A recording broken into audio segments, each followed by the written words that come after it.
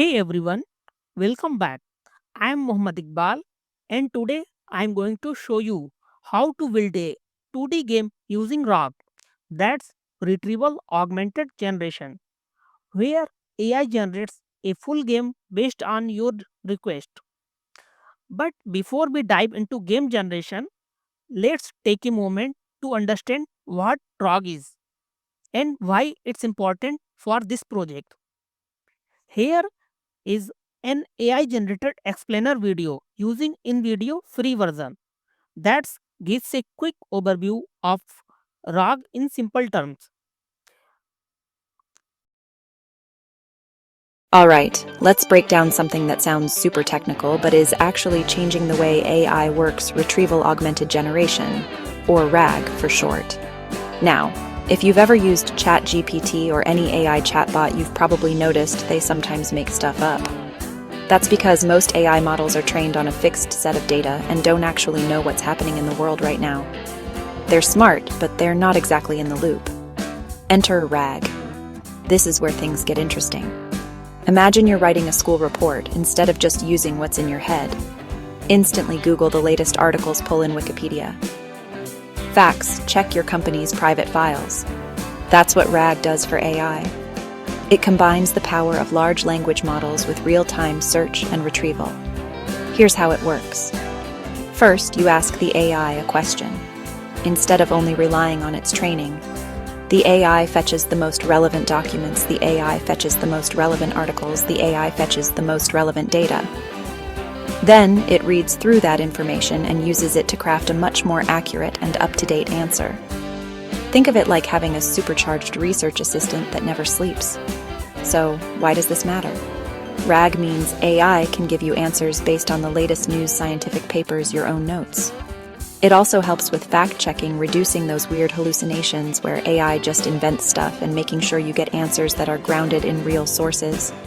Let's say you're in a business meeting and you want the latest sales figures, or you're a student looking for recent studies on climate change. With RAG, the AI can pull those up, summarize them, and give you a clear, accurate answer, sometimes in seconds. Of course, it's not perfect. RAG still depends on the quality of the sources it can access, and sometimes it pulls in outdated or irrelevant info. But overall, it's a huge leap forward in making AI actually useful for real-world tasks. So next time you're chatting with an AI and it seems a whole lot smarter, there's a good chance RAG is working behind the scenes, turning that AI into your personal research powerhouse. That's RAG, demystified. I hope you understand RAG. Let's dive into our Langflow pipeline. For storing our data, we are using ChromaDB, a powerful open source vector database that allows us to store and search documents based on semantic meaning. To start, I upload 4 files, books and documents related to game development using the file upload component. Next, we use the split text component to break the content into smaller chunks and store into our vector database. So why do we chunk the text before storing it in the vector store, and what is vector store? Let's understand this better with another AI generated explainer video created using the free version of InVideo. All right, let's talk about why we chunk documents. Before tossing them into a vector store, imagine you've got a massive book, like Harry Potter big. Now, if you tried to remember every single word at once, your brain would just short circuit. That's where chunking comes in. Think of chunking like slicing that book into smaller, bite-sized pieces. Let's say 1,000 words per chunk. Each chunk is like a little story on its own, making it way easier to search, process, remember. But here's the catch. If you cut too cleanly, you might miss important context that spills over from one chunk to the next. So what do? You overlap. Picture it like laying bricks for a wall. Each new brick overlaps the last one, making the whole thing stronger. In our case, overlapping by 200 words means every chunk shares 200 words with the next. Let's break it down with numbers. If I have a document, I'll make chunks of 1,000 words each, but every new chunk starts 800 words after the last one. That way, the last 200 words of one chunk are the first 200 words of the next. This simple trick makes searching way smarter. When you ask a question, the system can find the most relevant chunk, even if your answer is hiding at the edge between two chunks. So, chunking with overlap, it's like making sure every piece of the puzzle fits, and nothing important slips through the cracks. Simple, right? Alright, let's break down what a vector store actually is. Imagine your brain is like a massive library, but instead of shelves of books, you've got a bunch of boxes. Each box holds memories, facts, ideas.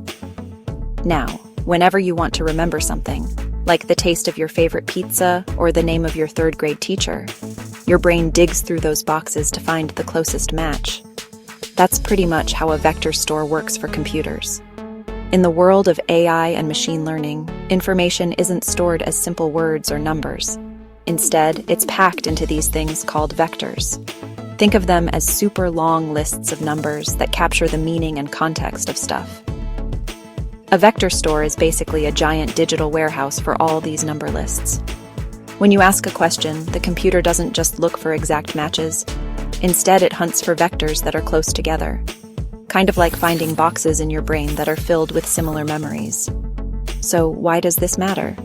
Well, with vector stores, AI can quickly find relevant information even if you don't use the exact same words. Chatbots answering your questions. Search engines finding the right results. Recommendation systems knowing what you'll like next. In short, a vector store is like a high-tech memory bank for machines, helping them remember and connect ideas way faster and smarter than before. Pretty cool. Our vector store is now ready with all the chunk game development content. Now moving on to the second step. We are using the same vector store and same collection, but this time we connect it directly to an embedding model. But why do we connect our vector store to an embedding model in the first place? Let's understand another explainer video. Alright, let's break down something that sounds way more complicated than it actually is. Why do I connect my vector store to an embedding model when I want to search a user query? Imagine you're at a massive library, but instead of books, the shelves are filled with millions of snippets of information. Now, if you walk in and ask, "Hey, where's the stuff about space travel?" the librarian doesn't just look for the word space on every page. Instead, she understands what you mean, grabs everything related to rockets, astronauts, Mars colonies. That's basically what an embedding model does. It takes your question and turns it into a bundle of numbers, a vector, that captures the meaning behind your words, not just the exact words themselves. Now, here's where the vector store comes in. Think of it as a super organized filing cabinet, where every piece of information is also turned into its own vector. So, when you toss in your question vector, the vector store quickly matches it against all the other vectors, looking for the closest ones, meaning the most relevant answers. So why connect them? Because without the embedding model, your search is just keyword matching. It's like that librarian only looking for the word space and ignoring everything about rockets, astronauts. But with the embedding model plugged into your vector store, you're searching by meaning. Smarter, faster, more accurate results. It's the difference between finding exactly what you need, even if you didn't use the perfect keywords. So, next time you hear about vector stores and embedding models, just remember, it's all about making your search smarter, not harder. Thanks for hanging out. I hope this made things a little clearer. I hope you now understand how the embedding model works with the vector store. You can see here my text input is connected to both ChromaDB as a search query and also to the prompt template as the actual user prompt. The document retrieved from ChromaDB based on our user prompt are passed and passed to the prompt template where we build the final prompt to send to a model. This prompt then goes to my local LLM model using Ollama. In this case, I am using a GPT-OSS 20 billion model. It processes everything and returns a complete Pygame Python code. Now, here is the best part. Instead of copying code manually every time, I have connected the chat output to a custom node that automatically saves the generated code as a .py file at a specified path. This way, I can instantly test my game. No need to copy paste into an action. And also, you can see in this setup when we are clicking in playground, there is no chat box because of we are using text input instead of chat input. So when we replace with chat input, then that time it show chat box.